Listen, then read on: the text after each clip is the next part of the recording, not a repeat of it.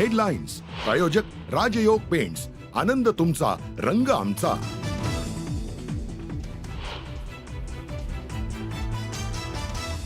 अधिवेशनाचा आज शेवटचा दिवस। अर्थसंकल्पीय अधिवेशनही विरोधी पक्ष नेत्यांविना।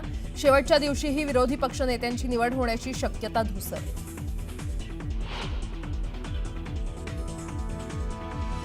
संतोष देशमुख हत्या प्रकरणी आज बीड न्यायालयात सुनावणी। विशेष सरकारी वकील उज्ज्वल निकम सुनावणीला उपस्थित राहणार, तर आरोपींना व्हीसीद्वारे कोर्टात हजर करण्याची शक्यता।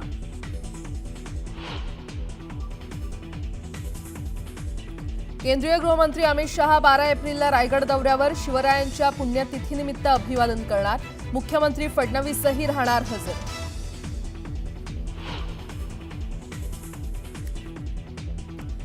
मे पूर्वी रस्ते, सिमेंट, काँक्रिटीकरणाची कामं पूर्ण करा। पालिका आयुक्त भूषण गगराणींकडून अधिकाऱ्यांना आदेश।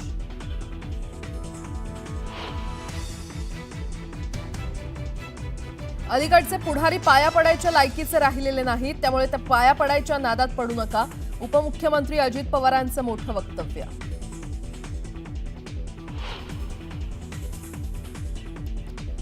फडणवीसांनी नाव घेतलं तेव्हा आश्चर्य वाटलं। प्रकरणाशी आपला काहीही संबंध नाही, पत्रकारांच्या कायम संपर्कात असते। गोरे प्रकरणी फडणवीसांच्या आरोपांवर सुप्रिया सुळेंचं उत्तर।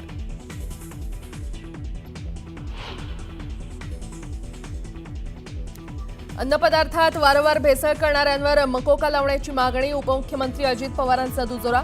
विक्रमसिंह पाचपुतेंची माहिती।